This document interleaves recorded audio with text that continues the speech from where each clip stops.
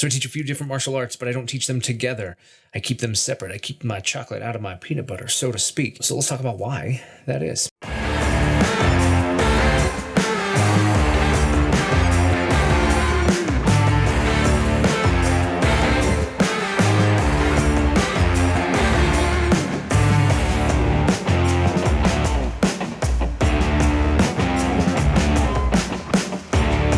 What's up? I'm Ken. This is kenfuTV, and each week I release videos in the martial arts, philosophy, technique, training, that sort of thing. And if that's what you're into, I hope that you stick around. I hope that you like this kind of stuff because this is what I do. If you got questions, you got things to say, drop them in the comments. Subscribe if you're new here and you like this kind of stuff, and share this with people that you think might enjoy it. I don't know. Let's get into it. So I've been talking to my good friend Tuari over at the Invisible Sensei podcast, which if you're not listening to that, if you're not watching his YouTube stuff, you should be. Just so happens that him and I just did an episode together that will be coming out soon, so you'll have to check that out. And he asked about training multiple martial arts and how I approach that. And do I teach them together? Do I blend it together while I'm looking for all the commonalities and things like that? Or do I keep it separate? And the truth is, separate. I definitely look for the commonalities and I look for the way things go. And that might sound weird coming from me as the guy who does kenfu, because of the fact that I always talk about how kenfu is me, and it's my karate and my eskrima and my jiu-jitsu all kind of rolled together. It's what I do and who I am. But that's just it. It's what I do and who I am. I've had the opportunity to train with different instructors in judo and aikido and some boxing and a lot of different things. And I have the things that I've dug deep on with the karate and the koburo and the jiu-jitsu and the eskrima. But when it comes to teaching them, and this is something that my instructor stressed to me, was that we should keep them separate. Not because they don't go well together, but because when you're in a class environment, it can be confusing to have a lot of different concepts when there are so many similarities. So instead, what I do is I teach karate when I'm teaching karate. I teach koburo when I'm teaching koburo. I teach kale eskrima when I'm teaching kale eskrima, and I teach jiu-jitsu when I'm teaching jiu-jitsu. This is really beneficial for the students that choose to just train a particular one, just one of the arts, and they want to just dive into that. Well, it can be a bit of a disservice to be mixing in all of these other things and not giving them a good opportunity to understand and dig deep into their specific art and its history and its traditions and its etiquette and all the things that go with it. For the students that do choose to do multiple, well, then they have me kind of as a guidepost, at least in my school, because of the fact that I'm teaching those individual arts. Then I'm interacting with them in these multiple places. So not only are they getting that specific art, they also are getting some maybe personalized instruction because I know them better and I know things that they're used to or comfortable with from those different things. And I can kind of cater that because I think that every student should be taught separately and individually. Everybody has their strengths. Everybody has their history, their knowledge, the things that they have that they bring to the table by showing up on the mat. So I get a cool opportunity to learn about them and see what they gravitate towards and what they pull away from because it doesn't really match for them. And we can have conversations about that. And as they continue to develop and learn and grow, then they do that in a way that allows them to blend into their own martial art, right? For me, that's my kenfu, but you call yours whatever you want to call it. You're not going to learn kenfu from me. You're going to learn your art. Right? You're going to take the things that I show you, the things that I expose you to, the things that I help you come to understand, and you're going to build those and brew them together inside of you and build the thing that is you. So I keep them separate. Teach them individually. I even will change uniforms between classes and things like that to help switch my mind, to help keep them separate so they don't blend together too well. You know, good examples, we do karate and jiu-jitsu on the same nights back to back. If I don't keep those separate, I might sometimes those drills overlap really well from one class to the next. But some people left and some people came, right? Some people were only there for karate and some people are coming here now for jiu-jitsu. So to treat all the jiu-jitsu students like they were here for karate and they've already spent an hour working on a similar drill is not very good and not very kind of me to do. They weren't there for that. But one of the more important things, one of the things that I think is the most important when you're teaching an art is to express the things that are important to that art. When you have these different arts and they have these overlaps and these similarities, it's important to realize one of the biggest distinctions is how they approach it, what they prioritize, what they give emphasis to. Karate is very percussive. It does grapple, it does throw, it does work on the ground, it does those things, but it's percussive.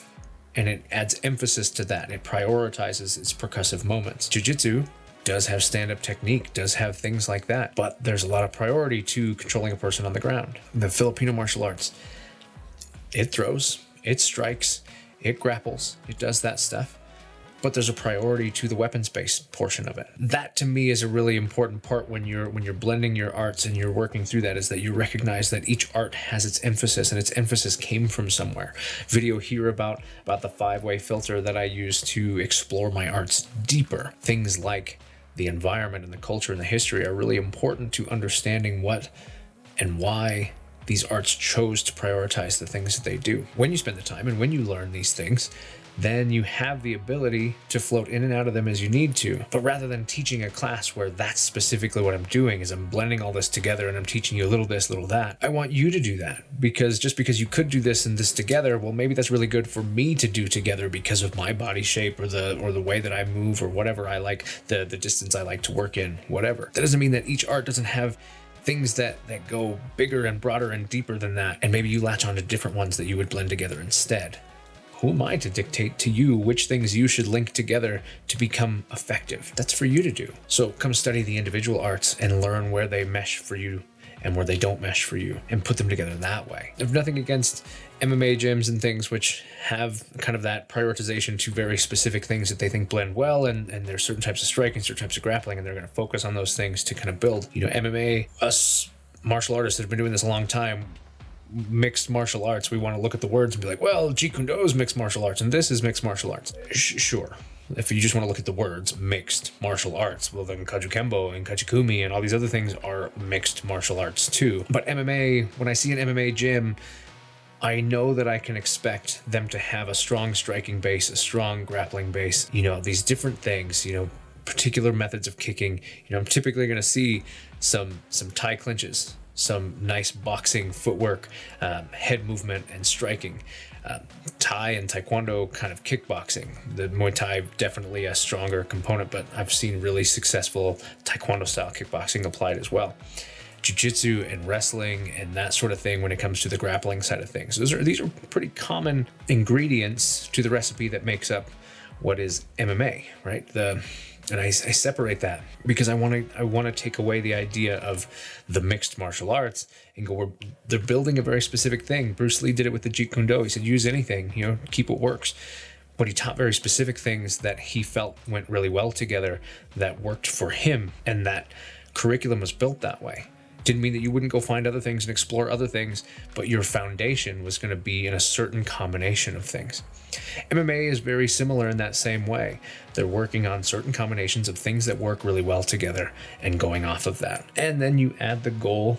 Their goal is to put it in the ring and fight. Because of that, they're working on the things that do that the best. They're prioritizing the things that are going to play that game well, that are going to work the tactics and strategies that you use against another consenting martial artist to fight and determine a victor. Those are specific skills that they're going to continue to hone and go. And so I think MMA is its own thing. Is it open? Yes. Has it developed into being a specific thing? I think it absolutely has. And if that's what you want, I think you should go do it. And I think you should explore that and dig deep in it. But for me and what I'm doing, because of the approach that I have, because of the goals that I have, I've chosen to keep them separate so that they can be explored individually and combined inside the individual, rather than force the combination and push that specific agenda.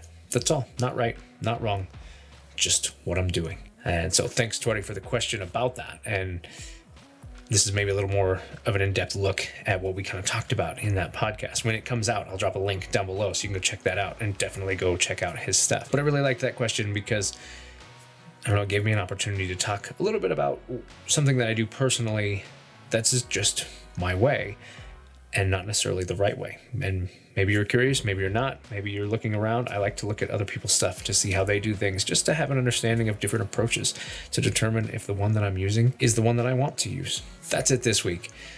There's my concept of the different martial arts and my chocolate and my peanut butter. And for the record, I love peanut butter cups.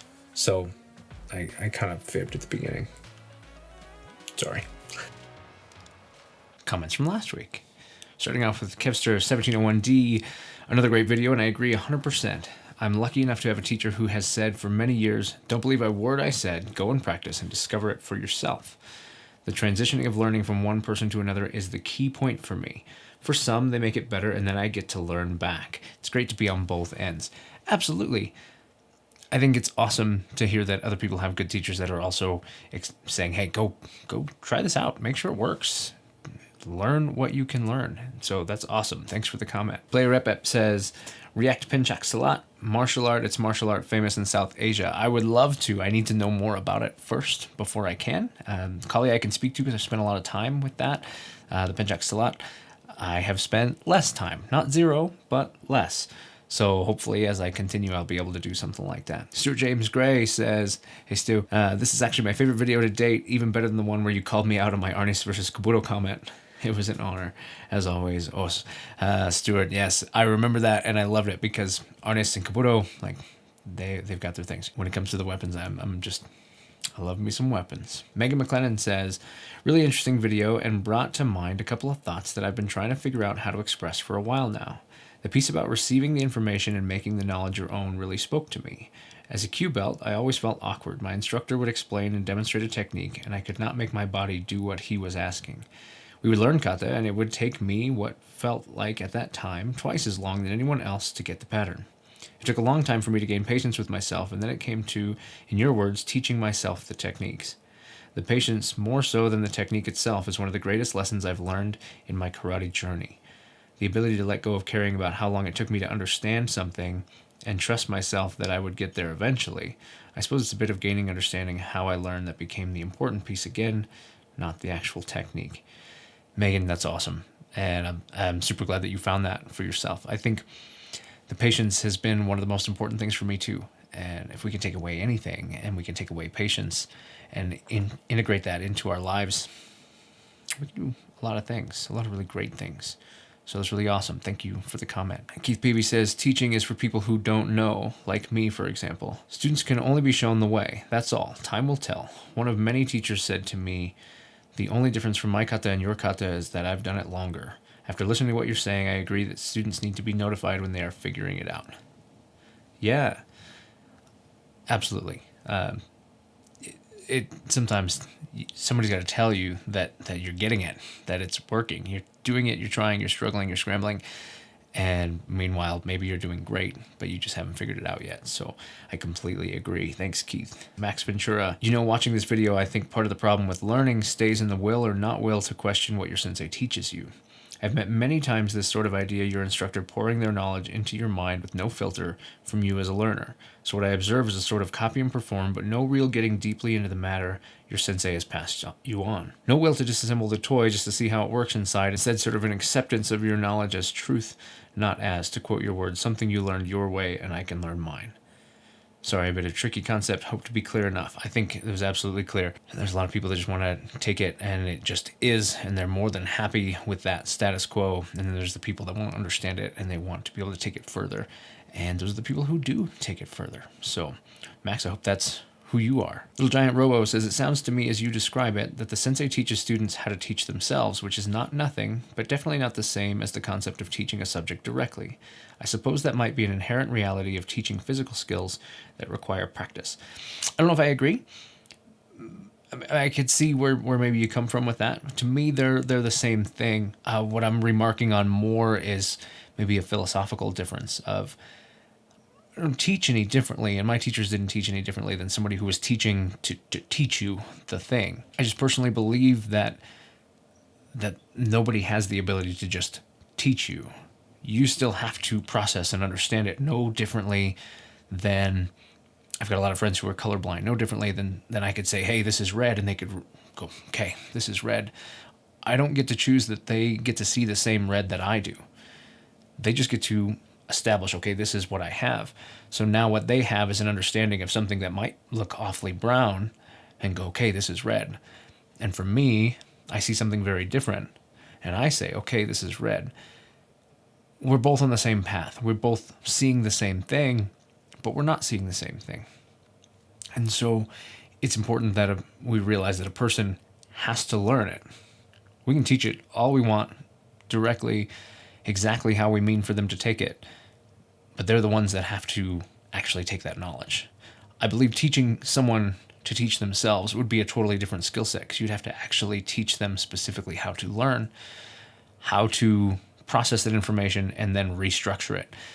And while I think that is a thing and it's a good thing, what I'm referring to more is the inherent thing that we already do every day. I don't know, maybe. Thanks for the comment. John Munch says, it's a cheap shot just to get hits on your YouTube channel. You should apologize. Well, I am sorry that you feel that way because this is how I feel. This is something that I personally believe, and it is what it is. And I hope somebody gets something out of this. Hits or no hits, this is just me talking. Anyway, hope you guys have a great day. Keep up the comments. We'll catch you in the next video. If you like this kind of stuff and you want to subscribe, you can do that right here. If you want to see videos like this, there's a playlist right here and a couple more that you might like right here. I'm Ken. This is Ken for TV, and I'll catch you in the next one.